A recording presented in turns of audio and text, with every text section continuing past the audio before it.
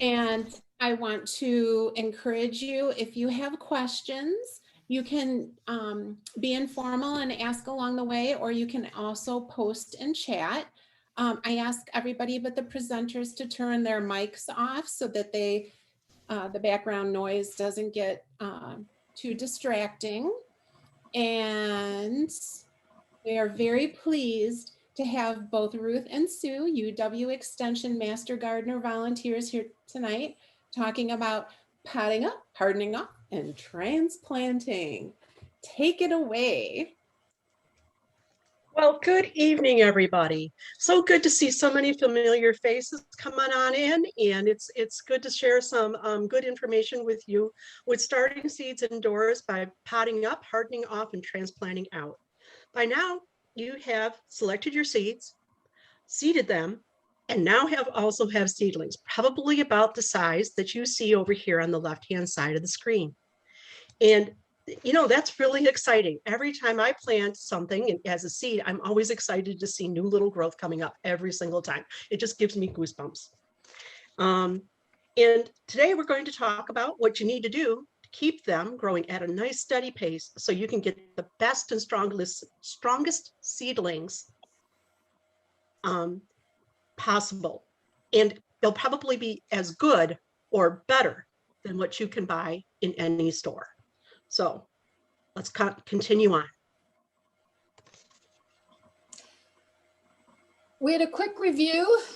This is part 2 of the seed starting program. So just a quick review of what we covered in part 1. You want to start your seedlings at the right time using new or clean and sterile pots and seed starting mix. You want to plant your seeds at the correct depth and water them gently, then cover them in and cover the entire tray or pot with something to help keep the humidity in. Place them in a nice warm place within your house and put them where you have some lights on timers so that they get 12 to 16 hours of light per day.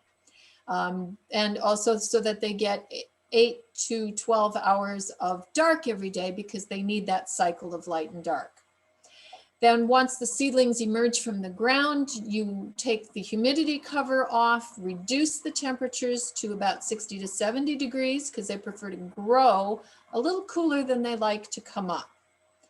And then as you go along, you want to water them when it looks like they need, when they start to look dry and like they need some water. Okay, so that's what we covered last time. So now that your seedlings are up and they might look like this or they might look a little bit bigger, what are you going to want to do next? Your goal for this next period between the time they're where they are now and the time that you put them into their final resting place, whether that's the open garden or whether you're gardening in pots, your goal is to keep those seedlings growing at a nice steady pace so that they have absolutely no setbacks if at all possible, and they just have that nice comfortable arc that takes them right into production. So at this point, in general, what you want to do to take care of them is water them when they need it, when the surface looks dry. With that photo on the left, you can see the 2 cells on the right are ready to water. The 2 cells on the left just have been. You want to keep, as the plants get taller and taller, you want to keep moving your lights higher and higher so that you keep that distance of 2 to 6 inches between the tops of the plants and the light source. And another thing that if you haven't been doing, you might consider doing is, we mentioned you could pet your plants. Petting your plants is like moving a muscle. You know, you move your muscle and it gets stronger. When you give your plants just that little bit of motion from running your hands gently along them, it actually strengthens the cell walls and gives you a stronger transplant. So that's another thing that you can do throughout this time period. Something that's new that we haven't talked about yet is the possibility of adding fertilizer to your care regimen for your plants. And this is one of those strange things where there are different schools of thought about what to do with fertilizing seedlings. You do not want to fertilize them when they are brand new. If you are going to fertilize them at all, which is not necessarily required, you definitely want to wait until their first true leaves appear. And in this picture that we have here, these are cauliflower seedlings.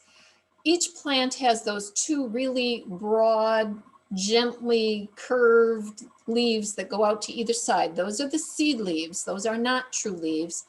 But in the center, in between those, in each of the plants, there's the pointy leaf coming out in the center. Those are the first true leaves. So these, if I was going to fertilize them, I could begin to do so once they reach this stage, not before that. All right. So I said that there are different schools of thought with this. Now, Sue prefers to wait until her plants say, I need some sort of nutrients. I'm turning a little yellow. I might need some nitrogen, and then she'll fertilize. But otherwise, she doesn't at all until they actually go in the ground. Some people I've met have said, well, I don't fertilize too often. I fertilize a little bit once they have their true leaves, about once every 2 weeks. Otherwise, I just water them with plain water. And then there are those who just fertilize every time they water. I'm not aware of any research that says one technique is better than another. So I can't give you any advice on this. You're just going to have to try to decide what works best for you. But if you choose to fertilize, here's what I have to suggest about it. It's easiest to use a liquid or a water-soluble fertilizer. The blue stuff, everybody's familiar with the blue stuff, but there are also other ones. You can see that dark brown one there is a liquid. And either way, you're going to be dissolving these in more water. You're not going to put them directly onto the plants. And that's why a liquid or a water soluble is easier for seedlings, because it's very difficult to use a granular or a slow release on your seedlings that are already planted. It's hard to scratch it into the dirt and not end up with too high a concentration of the fertilizer. So the seedlings are more sensitive to fertilizer damage, fertilizer burn, than bigger plants are. So that's one of the things we got to watch out for if we're going to do fertilizing. How you might choose a fertilizer, you would want to look, every fertilizer package is going to have this set of 3 numbers that you see in the picture on the right there, the 7, 4, 10. It's always going to be formatted that way, and it always refers to the same things. The first number is always it's the percentage of the 3 major nutrients that plants need. The first one is always nitrogen. The second one is always phosphorus, and the third one is always potassium. Okay, and the nitrogen promotes leafy green growth, which is kind of what you're looking for with seedlings. And then the other 2 tend to promote more either root growth or blossoming, or they help with photosynthesis. They do a lot of different things, but they tend to be more useful a little bit later in the stages. So if you were only buying fertilizer for seedlings, if I were to show you the numbers on that package of the blue stuff in that photograph, it would say something like 24, 8, 16, which obviously has a whole lot more nitrogen than this 7, 4, 10. But if you want to buy a fertilizer that you can use for a broader spectrum of plants and not just your seedlings, then you might want to look for something where the difference between the numbers was less, that they were closer together, something more like 7, 4, 10 or 10, 10, 10 or 10, 15, 10 or whatever it might be. Okay, and then for your seedlings, I mentioned that they're much more sensitive to damage from too high a concentration of fertilizer. So you're going to want to use it at no more than 1/4 the recommended strength. So here I've got the directions from this box of blue stuff, and it says mix 1 teaspoon of gallon per water and apply every 2 weeks. Well, instead of 1 teaspoon per gallon, I mixed it at 1/4 teaspoon per gallon, which is what they say after that about if you're going to water it weird plants with fertilizer every time.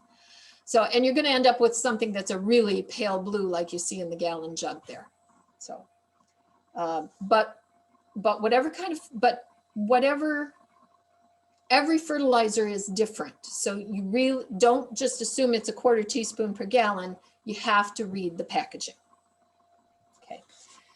So, all right.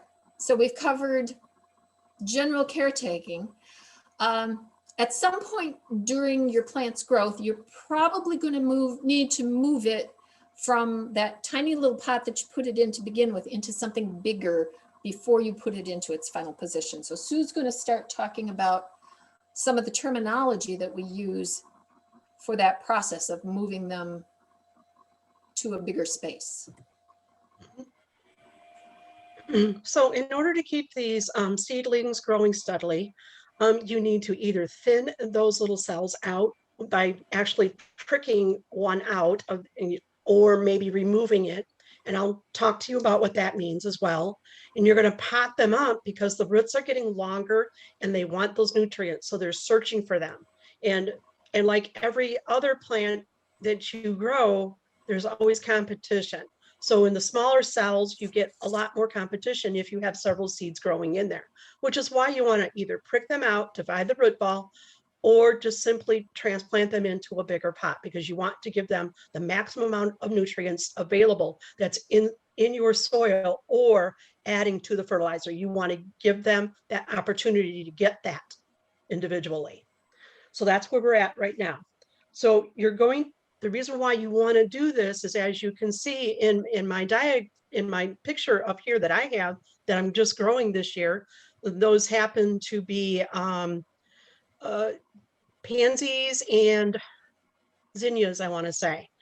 And what I did there is that I just wanted to get them started in a small spot. The seedling packets were a little old, and so that's why I put them in a one individual container. And I didn't have enough containers at that time due to COVID. I've been trying to stay out of the stores as much as I can. So I'm just making do with what I've got at home, and that's why I've got it set up that way with a cut up milk carton that I divided in half. If you can see down there in the diagonal, I have a stick in there that I used as a separation for the two different varieties. And actually what I did there, I just did it a couple 2.5 weeks ago. I took apart that whole thing and I lifted out that one little section there, that one little diagonal corner of that one variety, and I actually separated them out. I divided the root ball, or I pricked them out gently, or I also thinned out the weaker ones. And you thin them out, you can easily snip the weaker ones off because you don't want to have them because they're not going to be vigorous when they grow a little further, a little longer. Or you may even want to snip off the ones that have been damaged due to the growth habit. So this is how you do it for thinning. You take and you snip off the smaller ones, and then you end up with one plant per cell. It makes me want to cry when I do this because I'm growing babies, and I just don't always like to do that. So what I have a tendency to do is that I have a tendency to prick, which means to like pull it away from the center of the existing cell. So if you have 3-4 plants, can you see my fingers? I hope. Just nod yes if you do. If you see my fingers, you can just gently pull away with like a spoon or a knife and just cut that away just a little bit, not to damage the roots as much as possible, and get that put in your cell that you have already prepared with a hole that's already prepared with that new soil in there on the picture that you see there on the right hand side. The tools that you see there, Ruth, I'm not sure. It looks like you have a dibble there and a spoon. Is that about right, or is that a picture that we found online? This is online, but you can use anything that it's called pricking out because you do it with some sort of pointy object and you prick it and pop it up. But the point is that it doesn't matter what you use. It could be a knife, it could be a plastic label, it could be anything that has a pointy end. Okay. And when you're taking these out of these plastic cells, you actually want to make sure that it's really wet. And then you're just going to push it up from the bottom, because you don't want to grab the plant from its stem where it's the most tender, or its growth tip, which is where the true leaves are coming out. It's okay to grab it the way the picture is seen right here, because those two are not the true leaves. Okay, that's okay if you happen to break that or accidentally rip it as you're pulling it out, but you're better off, in my opinion. I don't like to try and do any damage to any plants that I have started. So that's pricking out. If you got questions, we'll certainly answer them. So can I backtrack for just a minute? Yeah. I wanted to just touch base with people about how to handle your seedlings and show you what happens. Your seedlings, you know, if you look at this quick diagram, you've got lots of roots, you've got one stem, you've got two leaves at the top, and then you've got a growing point where more leaves are ready to come out.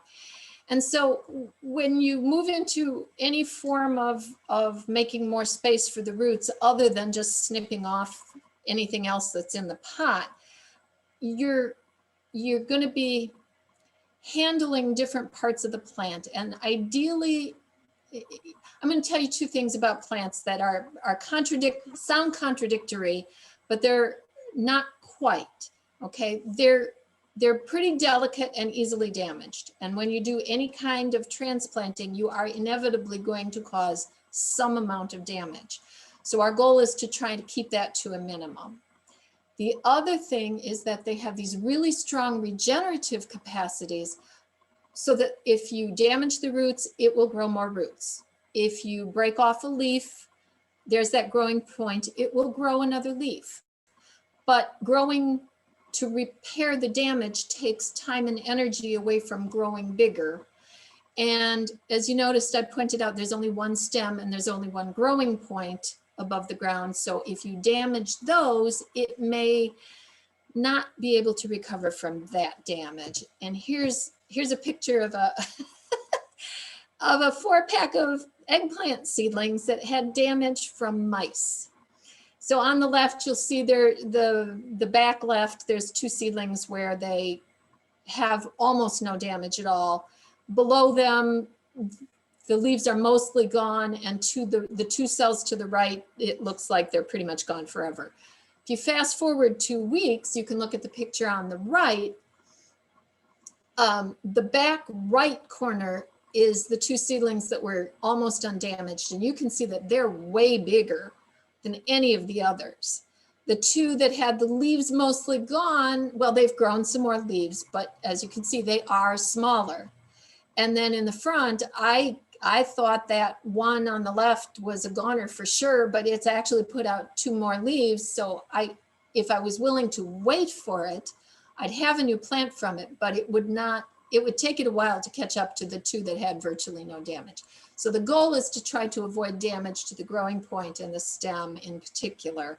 And then in general, as little damage as possible to the leaves and the roots.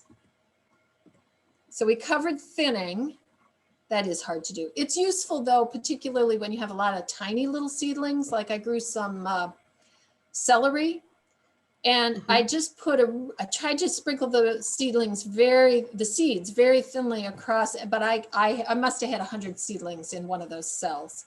And so you pick out the best ones to save, or 1 or 2, and then you just snip off the rest of them, and you cause absolutely no damage at all to the ones that remain. That's why the scissors is more helpful than just pulling them. Mm-hmm. Okay, so you're going to ask your question. One question that you may already have now is, well, this is all fine and good, but why not just plant in the final size container?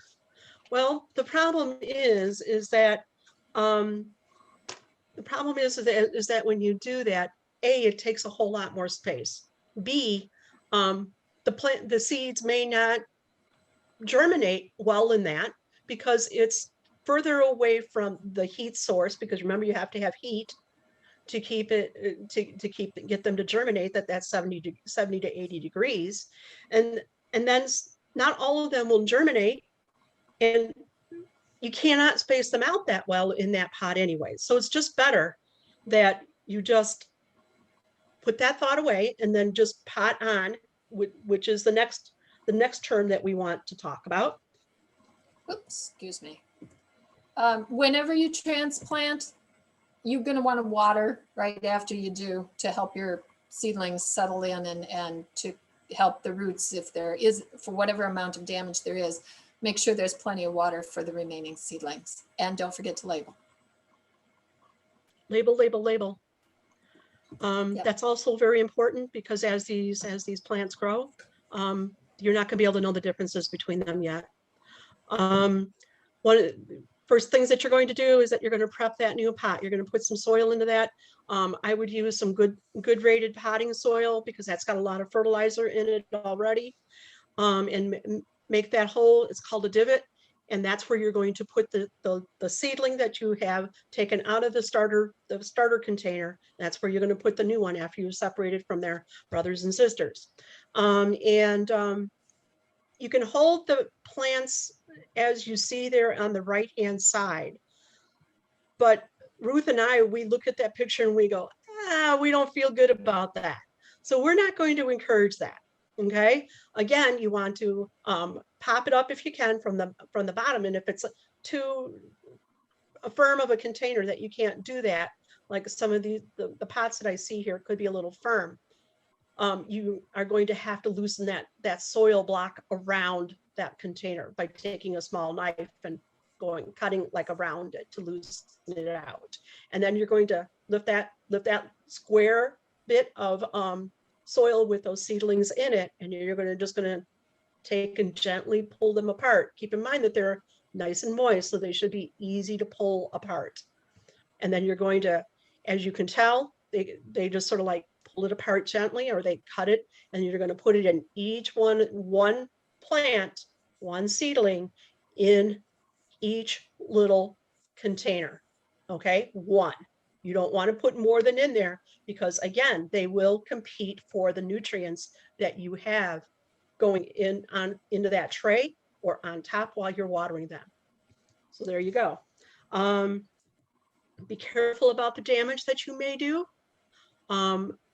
Again, always label them with the kind of plant, and the variety is most important, because the leaves are similar from variety to variety. That means the different group of like carrots, they have like 5 or 6, 7 different names. Well, they all look the same as they're growing, but they sure as heck have a different root system on the bottom. Or like eggplants and peppers, they certainly do have a great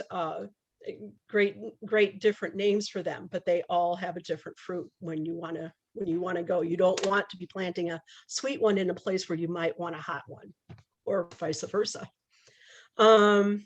Keep the plants when you transplant them into that new pot. Keep them at the same soil level as they were when they emerged. Okay, that means that you'll see like a soil line. You want to try and keep that, aim for it to be a little bit higher, but certainly not deeper into the soil, certainly not lower into the hole. Okay, so if you need to fill in that divot a little bit, that hole that you made with a little bit of soil, gently pull out the plants and put some more soil in at the underneath it. You want to keep it propped up that high, because some plants will die from your transplanting efforts by putting them too deep into the soil when you transplant. At this, you always water them. Make sure that they get a good amount of water. Make sure that they never dry out during this point in time. They're all very delicate. Just watch them. Just don't handle them by the stem, because even a small pinch, even a small nick could be fatal. That's about all I can think of right now, Ruth. Yeah, okay. So then the process, if you have a larger seedling and you're potting up the entire, and there's only one in the pot and you're putting it into a new pot, the process is very similar, the techniques. So you don't need to separate them if there's only one in the plant. So you prep the new plot, you carefully remove the seedling from the pot, squish the sides in together a little bit if it's a pot that will allow for that, and then tip it out onto your hand and replant it at the same level as it was in before, and then label it and water it in. Mhm. And But now the you wanted roots. to talk, Go yeah, ahead. here we go. Yeah. Go ahead, Sue. Yeah. The roots on this photo right here, this is what you call girdling. There's too many roots in there. And if you can just use your imagination a little bit, you can see that it's doing a circle kind of like around the edge of the pot. That's called girdling. That will eventually kill the plant. So what you want to do when you see this, and you may see this in your transplants, due to your scheduling or the plant just grows vigorously, and that's okay.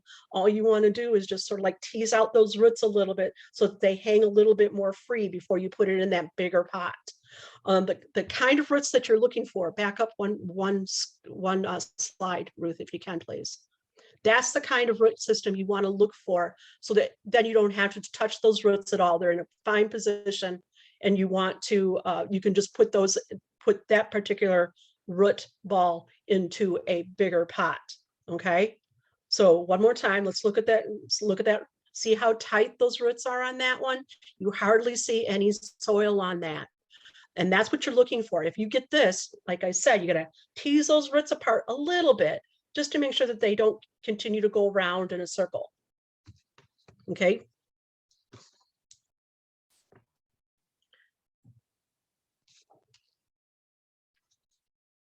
So we've talked a little bit about thinning, pricking out, and dividing and popping up. Factor in which method you want to use. Think about your schedule. I know a lot of people are working long hours yet, and spring is here and daylight is longer, and there's just too many hours, or maybe sometimes not even enough in one day.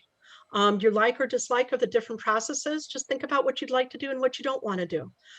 Use the size pots that you begin with. Expect those plants that you're going to need. You're going to want to go up a little bit higher in the amount of soil that plant will have surrounding it, because that's where it gets its nutrients and its vitamins that it needs to grow before it goes outside. Think about the size of the plant that you want before it goes outdoors to start hardening off, or before you even start putting it in its final resting place, either in a planter or out in the garden for some vegetables and flowers. Yeah. Always keep them watered. Always keep them watered. Only aim at the soil. Never ever water them over the leaves or the stems. That will encourage disease and rot, and you don't want that after all this hard work that you've put into it. And I simply bottom water, as we discussed in the first first method. And the easiest, simplest way for me to describe that is that I have one tray with holes in it, one tray solid with it, and I aim for an empty spot where there's no cells, and I put the water there. And I do not water on top of the plants because of my concern over having plant disease in the tray, because if you get a disease in that single tray, it spreads very quickly. Go ahead, Ruth.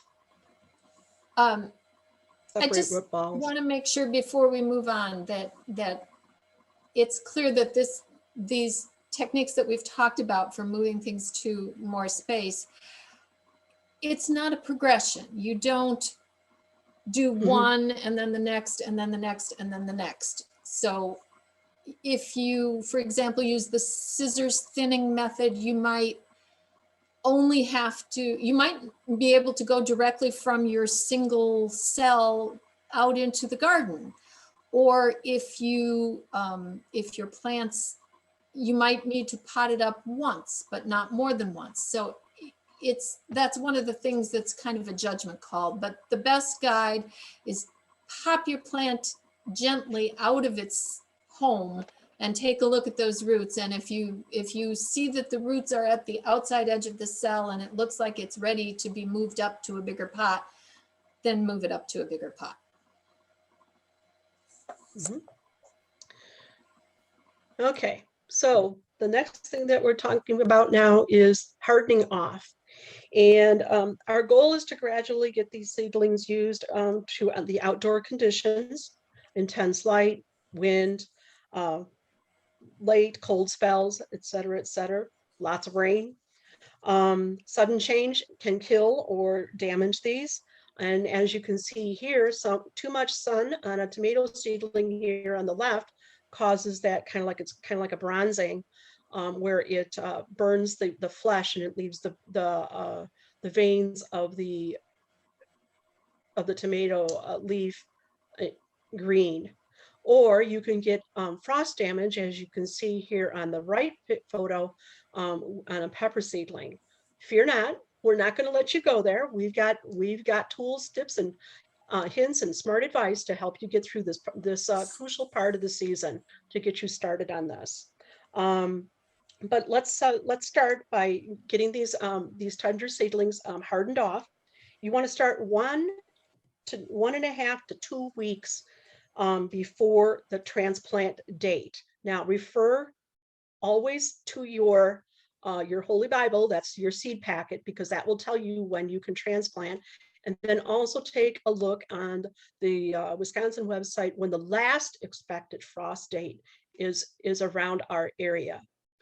You're going to start on a schedule with your schedule permitting on this graph, the schedule that we have here for you, where you start with shade all day on the first day. And then on day 2, you get an hour of sun and then sunshine.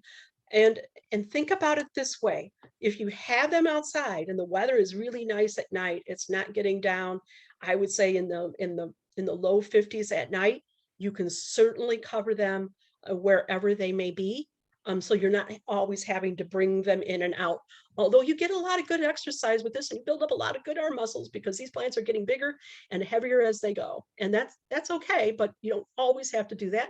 You can cover them with a whole lot of other things, but just try and do the best you can with this schedule, where at day 10, you're going to leave them out all the time and they're not going to get burned or hurt by day 10. Okay, and that's when they're ready to go outside to the garden as quick as possible.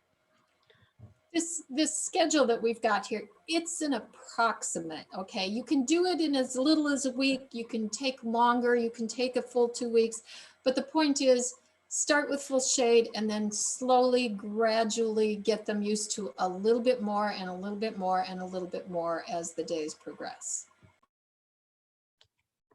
And when you're having them outside and you got a lot of good hot sunshine on them, don't forget to check them for water, because they will dry out in the sun. And if it's blowing, if the wind is blowing either vigorously like it does around my house, or a gentle breeze, that may even dry them out as well. Make sure that they dry off, and consequently, you may want to find some trays that have some slots in them to keep them well drained as well, because if you leave them out overnight when you get a rainstorm, you might find your plants floating in water one morning, because that's as much as that container will hold.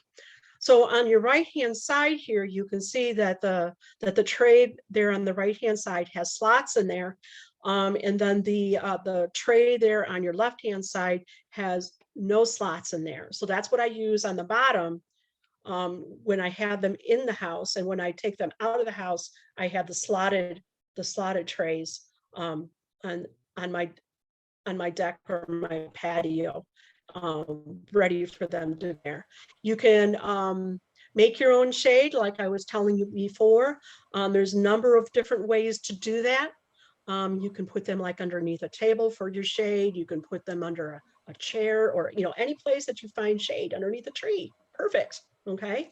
Or you can use what they call agriculture fleece, which is what you see right here with chicken wire around it.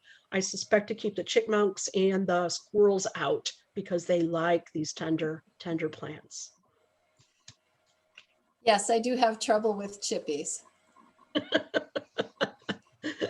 The other thing the other point I wanted to make about the nursery trays, if you're using them, because whether you're moving your plants to chase the sunshine or you're bringing them inside because the temperatures are going to get cold either during the day or overnight, you can try to minimize it, but you're going to be doing some schlepping.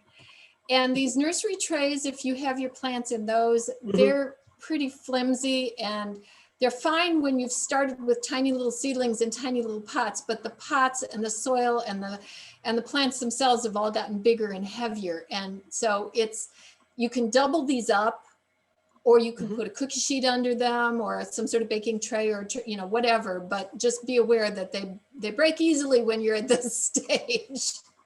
Yes, and they as solid holes as solid as that left hand tray is, the corner on these trays, they have a tendency to spring a small leak.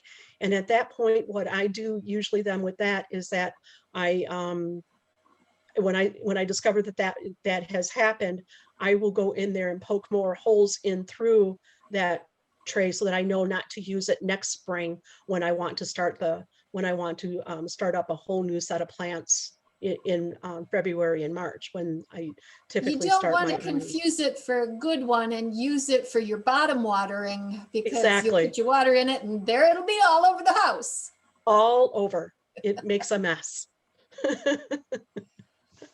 All over. So that's why I would just poke holes in the ones that have leaks in them already. It's already there. What the heck? You know, that's the way it goes. So I was telling you about the last spring killing frost, and I would just, you know, this is part about the timing. Keep in mind though, this is an average. So you got sometimes that it's really early and sometimes that it's really late. Nothing is a guarantee with weather.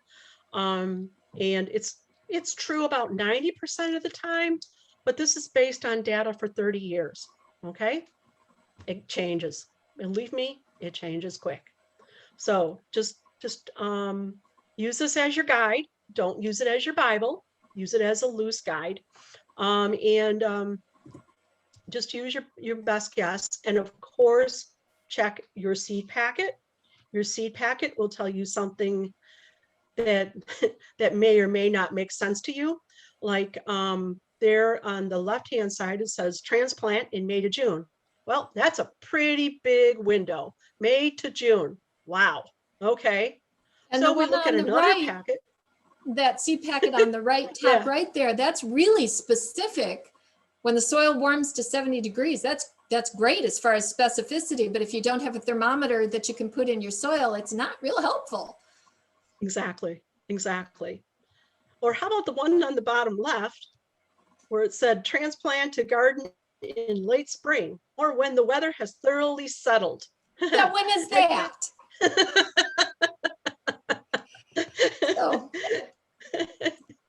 So when you're transplanting things out there, like your eggplants, tomatoes, and peppers, keep in mind about where they came from. They came from the Mediterranean. So they're going to want the weather a little bit warmer than, you know, than what you might have in maybe even mid-May. So just think about that. But the general guide to when to transplant out is what we have here. It's on those cool season crops.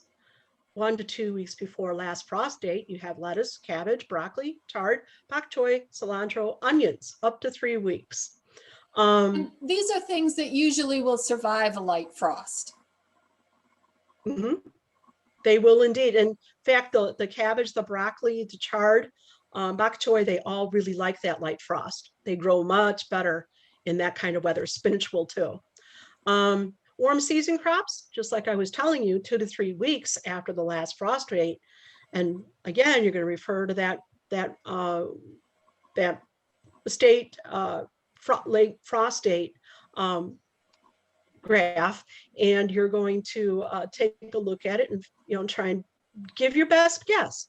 If you think that there's, and believe me, that weather changes, so we've got a way to help you solve that. Usually it's 2 to 3 weeks after that last frost date for like those Mediterranean crops of tomatoes, peppers, eggplants, tomatillos, melons, kooks, which are cucumbers, squash, pumpkins, gourds. Those are all the squash, the cucurbita groups. So that's what those bottom three are. Those are family cucurbita. So those are those. And those are the tender ones. Okay, these are the guys that will not take frost whatsoever. They don't like it. They don't like it below 60 degrees. Okay, they don't want to grow in that kind of weather. So we've got ways to help you cover that up. And we'll get to them in a minute or two. Yep. Okay, so you've got the right time for transplanting out to the final location. So let's talk about how you do this. First of all, let's talk about when during the day to do it. You're gonna, as I said, transplanting inevitably causes some amount of damage, usually to the roots. And so you want to just to give that plant a little breathing room before it has to face that hot sun again. Pick a cloudy day or a late afternoon, and that way it'll at least get 12 to 24 hours before it has the sun pulling the moisture right out of it. Okay. Then over here, we've got a sample of, I've got some tomato plants that I'm getting ready to put out. Take everything you need all at one time. I've got a shovel, I've got a trowel, I've got quarter strength fertilizer for an immediate boost to the plant, and I've got a bottle of granulated slow release fertilizer that I'm going to use that will fertilize it for the rest of the season. Plus I've got my transplants, and I've got a cut off milk jug that I'm going to use to help protect it from the wind.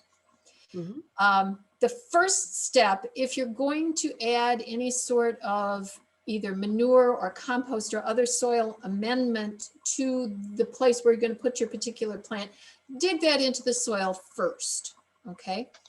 Then you're ready to dig your hole that you're going to put your plant in, and you want it to be about the same depth as your plant is deep, your root ball is deep, but wider, maybe twice as wide as the root ball is wide. And I usually fill the hole with water after I've dug it and let it drain out completely or almost completely before I start to put the transplant in. And I'm going to water the transplant anyway after I put it in, but this gives more moisture into the soil directly surrounding the area where you're planting. It just helps get it settled in quicker and with less shock.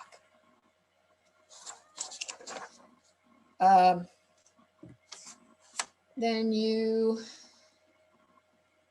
pop your plant out and get it ready to put in the hole.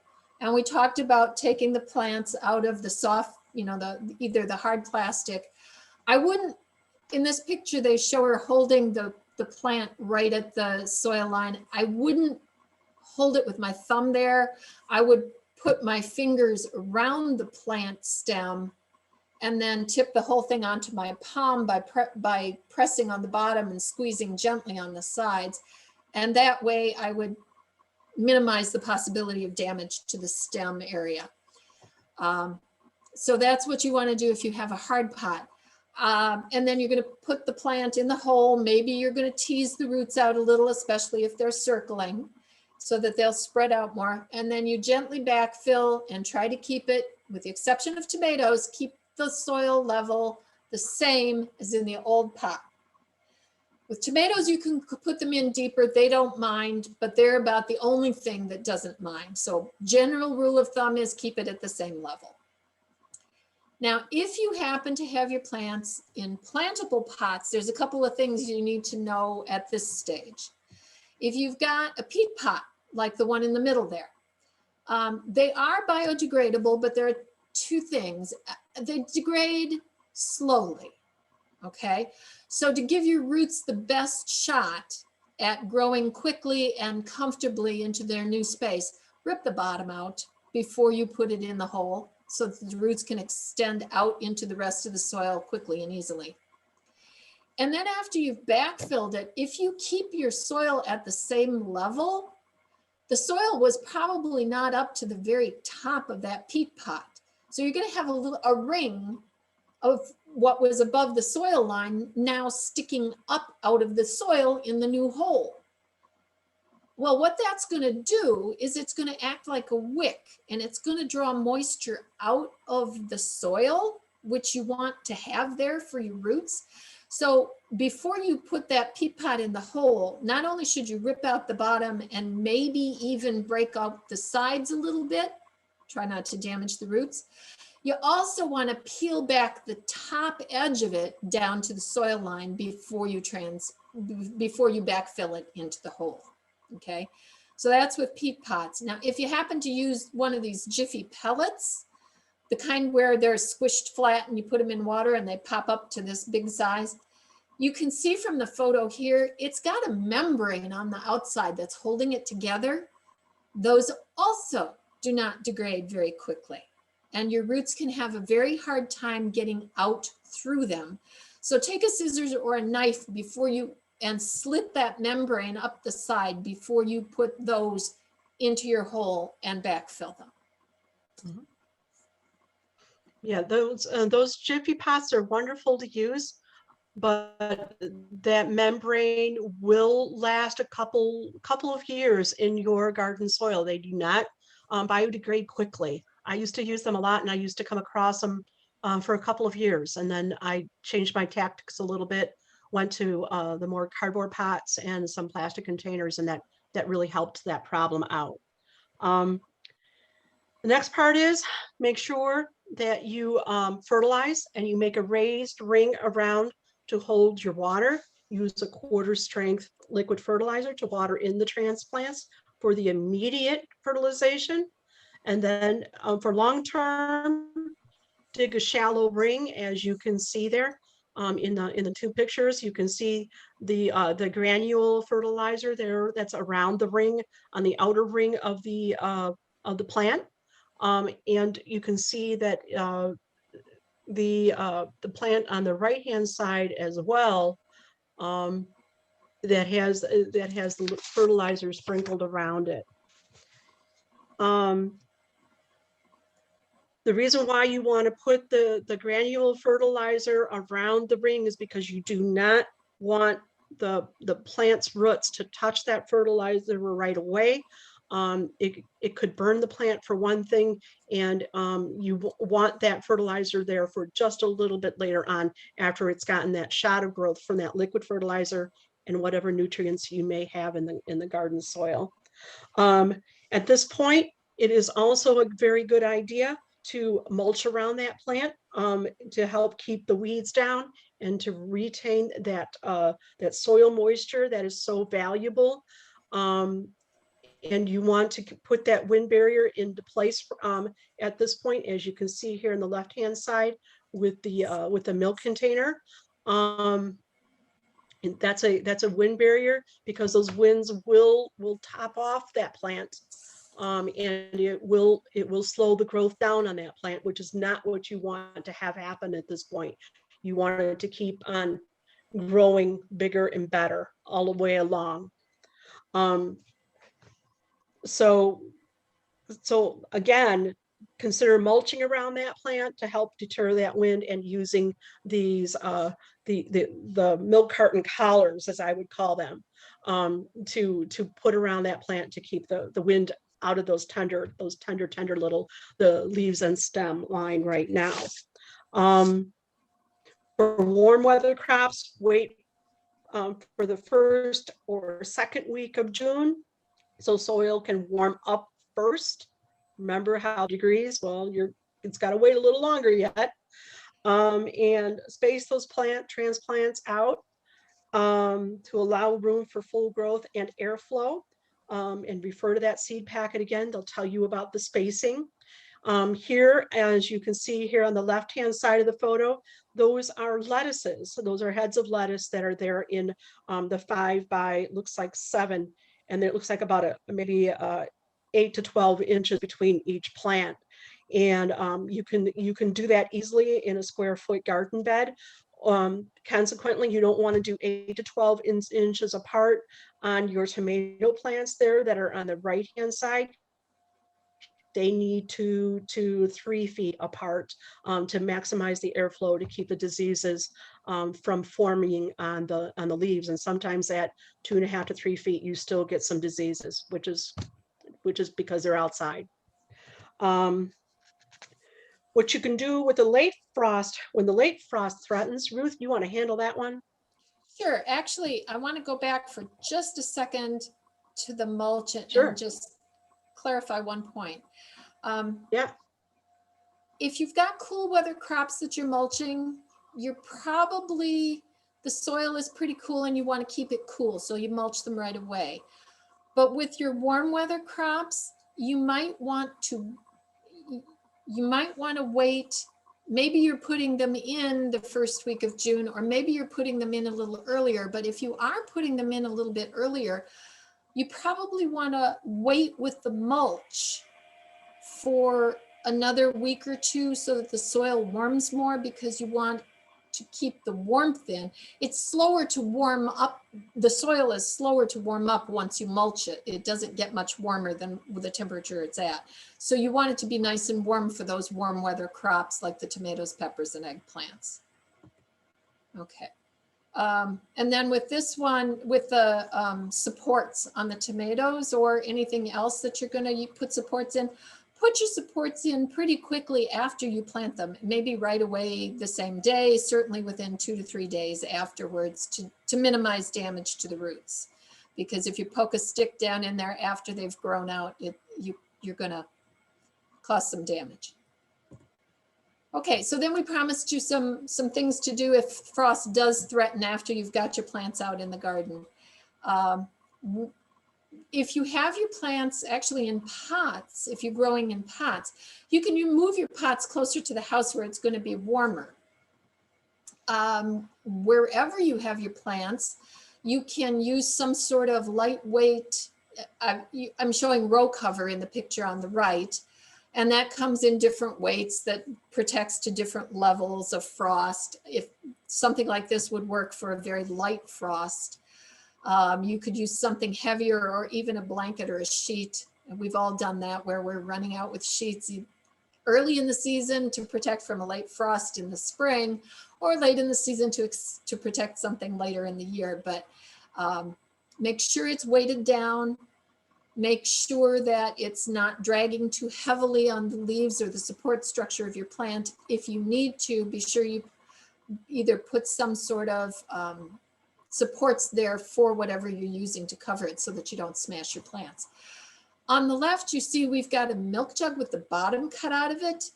And that's being used as sort of a mini greenhouse, but also frost protection, where it's pushed down into the soil for about 1 inch. And that, with the cap on it, that also makes a very nice frost protector. Whatever technique you use to protect your plants from a late frost, be sure that the next day, once the frost has melted, that you go out and uncover your plants again, because if you leave those, either the blanket or the cap on the milk jug or something like that, where they're in a closed environment, that's going to be, they need to respirate, they need to breathe. So be sure you uncover them promptly as well. So I think that's pretty much it. Well, I'm just going to add just a little bit more here on the milk jug there, that last photo that we got. If you have long, like sometimes we get in the early spring, sometimes we have weather where it's long days of cold, and you can certainly keep that milk jug cover on there, and at night keep the cap on. And for those longer events where you have it colder at night than it is, during the day, just leave those milk jugs, cut off milk jugs there, and just unscrew the cap for the daytime so that the plant can get some breathing time in between, and then just put the cap back on before sunset at night to keep that warm weather inside that mini greenhouse that you've created with that milk jug. Be careful when you do take the milk jugs finally off, because the plant may have grown very well and it may stick a little bit to the milk container on the inside. Just be gentle about it and you'll get it apart eventually. The agriculture fleece there on the right hand side, it's known as you used a different term, Ruth, and I can't think of it right now. But I know it as agriculture fleece, and it comes in rolls. It reminds me of interfacing for your blouses and stuff like that. That's how lightly spun it is.